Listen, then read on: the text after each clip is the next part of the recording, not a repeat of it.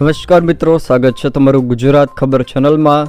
રૂપાલાના વિવાદિત નિવેદનને લઈને ક્ષત્રિય સમાજ સતત વિરોધ કરી રહ્યો છે, ત્યારે અમિત શાહ દ્વારા રૂપાલા વિવાદને મામલે મોટું નિવેદન આપવામાં આવ્યું છે।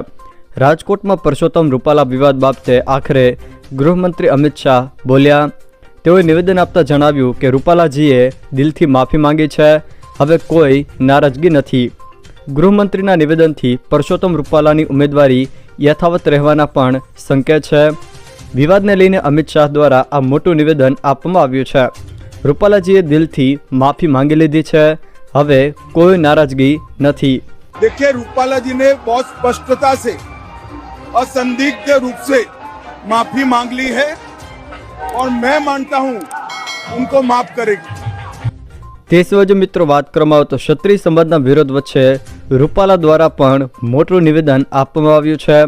રૂપાલાએ ઓબીસી સમાજને રામની સેના સાથે સરખાવ્યો, સાથે જ રામાયણ અને રાવણને લઈને પણ તેઓએ મોટું નિવેદન આપ્યું, જે અહીંયા તમે વિડીયોમાં પણ જોઈ શકો છો। તો રાવણ જેવો દુશ્મન નક્કી થયો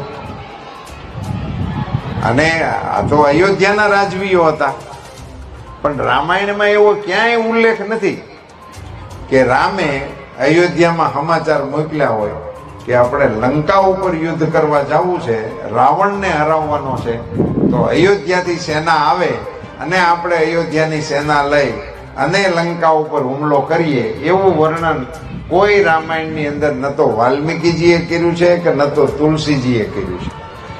એમાં સીધું વર્ણન એવું આવે છે કે ન્યા જે હતા વનવાસીઓ, આદિવાસીઓ, જે લોકો જંગલમાં એમની સાથે હતા, એ નાના સમાજના લોકોને ભેગા કરીને લંકા ઉપર હુમલો કર્યો ને રાવણને હરાવ્યો। મને પાકો ભરોસો છે કે આ જ સેના દ્વારા આપણે આ ચૂંટણીનું યુદ્ધ જીતવા માટે સક્ષમ થઈએ। જો મિત્રો આ વિડીયો તમને પસંદ આવ્યો હોય તો વિડીયોને લાઇક કરો, તમારા મિત્રો સાથે શેર કરો, અને જો તમે મારી ચેનલમાં નવા હો તો ચેનલને સબસ્ક્રાઇબ જરૂર કરજો, જેથી મારા આવનારા તમામ વિડીયોની માહિતી તમારા સુધી પહોંચી શકે।